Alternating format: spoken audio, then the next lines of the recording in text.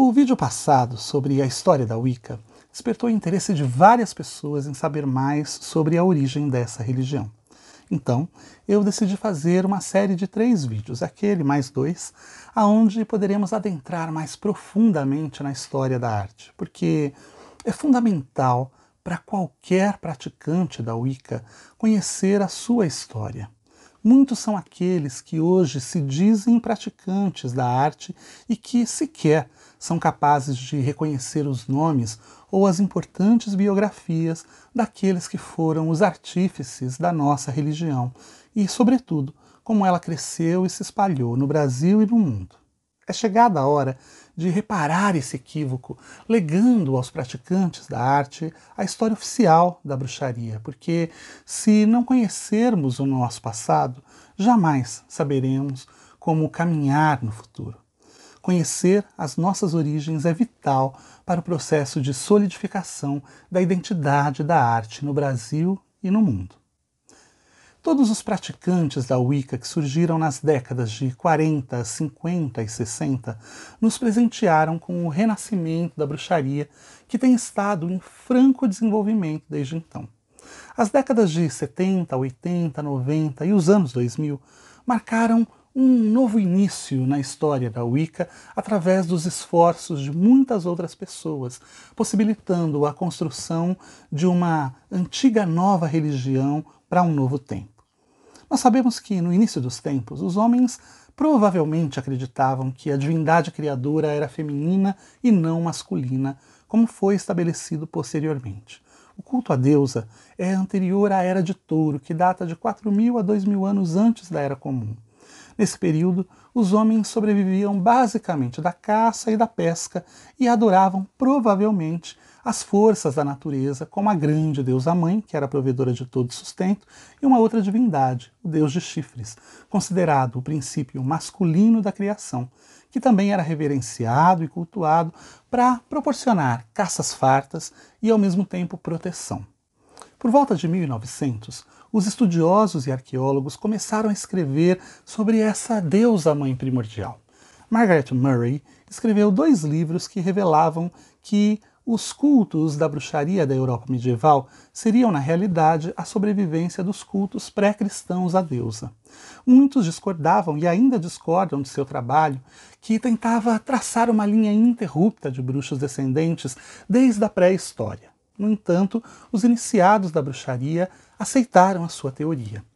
Em 1951, quando a última lei ainda existente contra a bruxaria foi revogada na Inglaterra, Gerald Gardner, que é considerado o pai da bruxaria moderna e a figura mais importante da Wicca de todos os tempos, decidiu fazer coro à voz de Margaret Murray e revelar que as práticas da bruxaria da Europa antiga não haviam morrido, mas continuavam vivas e ainda eram praticadas no interior dos covens. Gardner foi fundamental para o processo de construção e renascimento da bruxaria moderna. Ele passou mais de 30 anos no Extremo Oriente, plantando chá no Ceilão e borracha na Malásia, onde de 1921 a 1936 foi um agente alfandegário para o governo colonial britânico. Tendo viajado o mundo desde muito cedo, ele conheceu diferentes culturas e expressões religiosas. O ocultismo sempre o fascinou. Depois de se mudar para o Extremo Oriente, Gardner ficou muito interessado em misticismo e foi em uma de suas buscas por contrabandistas, enquanto trabalhava como oficial britânico, que ele tomou conhecimento de uma tribo chamada Dayak e presenciou alguns de seus rituais xamânicos. Isso fez com que Gardner começasse a indagar-se se rituais parecidos poderiam ser encontrados em sua terra natal, a Inglaterra. Com o advento da Segunda Guerra Mundial, Gerald Gardner voltou para a Inglaterra e se mudou para uma área considerada sagrada, chamada New Forest. Gardner era um naturista. O naturismo foi uma grande moda na Inglaterra entre 1920 e 1940, no Reino Unido. Então, campos de naturismos apareciam em todos os lugares e um deles floresceu em New Forest. Gerald Gardner começou a frequentar esse acampamento naturista regularmente e foi ali que ele provavelmente encontrou alguns ocultistas que viviam em New Forest. Ao que se sabe, eles eram Rosacruzes, e foi assim que Gardner se envolveu com o primeiro teatro Rosacruz da Inglaterra, em Greenwood. E foi lá que ele conheceu os membros daquilo que ele nomeou como sendo o Coven de New Forest, que era aparentemente um grupo interno de uma organização oculta chamada Sociedade de Crotona, que era comaçônica e cristã gnóstica. Gerald Gardner reivindicou ter recebido sua iniciação como bruxo neste Coven de New Forest em 1939. Logo depois, ele se desligou do grupo e passou a propagar a Wicca como a sucessora da antiga religião.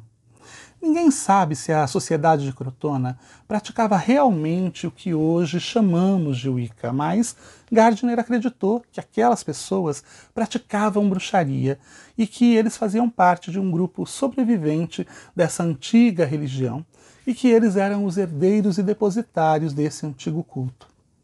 Gardner publicou algumas obras que revelavam um pouco da prática do Coven aonde ele foi iniciado, dentre as quais o famoso livro Bruxaria Hoje. E assim, ele lançou nova luz às práticas da bruxaria, dando origem a um grande movimento neopagão de reavivamento e recriação das práticas e ritos da velha religião. A bruxaria divulgada por Gardner reconhecia uma deusa da lua e um deus de chifres. Tinha mulheres ocupando o posto de altas sacerdotisas, sendo uma tradição de mistério fortemente baseada na força e equilíbrio das polaridades e com forte simbologia relacionada aos cultos de fertilidade da antiga Europa. Essa forma específica de bruxaria ensinada por Gardner acabou por se tornar o modelo básico da arte para a formação de diversos subgrupos contemporâneos de prática da bruxaria, que surgiram desde então. E essa prática foi nomeada posteriormente de Wicca Gardneriana para delimitar e diferenciar bem a sua estrutura, a linhagem e os mistérios próprios daquele caminho, praticados por aquelas pessoas das outras formas do que hoje nós chamamos de Neo-Wicca e que apareceram após a morte de Gardner. Na década de 1950, as pessoas começaram a rejeitar muitos dos valores existentes na Grã-Bretanha e passaram a se interessar novamente pelo ocultismo.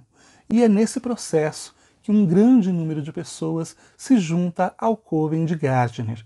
E uma dessas pessoas foi Doreen Valiente, que já tinha um amplo conhecimento sobre o ocultismo. E assim conhecia os diversos autores ocultistas correntes da época. Doreen, ao analisar os textos que Gardner ofereceu a ela e que compunham a base das suas práticas, percebeu a influência dessas autorias naqueles escritos, sobretudo os textos de Crowley.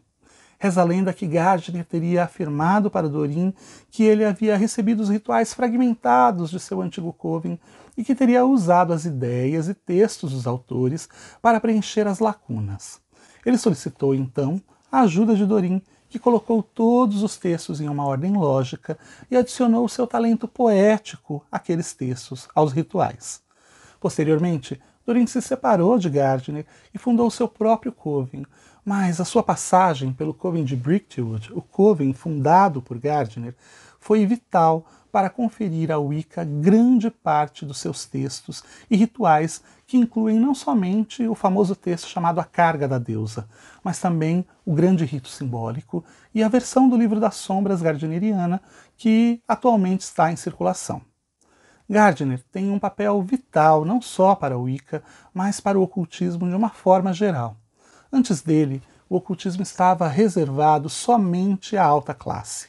Você precisava ser rico, ter dinheiro e os contatos certos para poder fazer parte de uma ordem mágica e ter acesso aos conhecimentos arcanos. Foi Gardner que deu uma contribuição fundamental para a história da magia, trazendo o ocultismo da alta classe para a classe média, e foi ele que popularizou a bruxaria em seu tempo, ganhando manchetes em jornais e em TVs. Gardner nunca chegaria a ver o impacto que as suas ideias causariam no mundo, porque retornando de suas férias a bordo de um navio, ele sofreu um ataque fulminante do coração em 12 de fevereiro de 1964. Ele foi enterrado um dia depois, no porto seguinte, na costa da Tunísia, em Tunis, em um funeral em que esteve presente somente o capitão do navio no qual ele viajava. Quando Gardner saiu de cena, a bruxaria que mal acabava de ter renascido talvez tivesse morrido, não fosse uma figura importante que tivesse levado ela para o Novo Mundo, para os Estados Unidos. Mas sobre isso eu vou falar no próximo vídeo do canal. Gostou? Dá o seu like, compartilhe esse vídeo, se inscreva no canal para você ficar sempre atualizado em relação às postagens que serão feitas aqui periodicamente.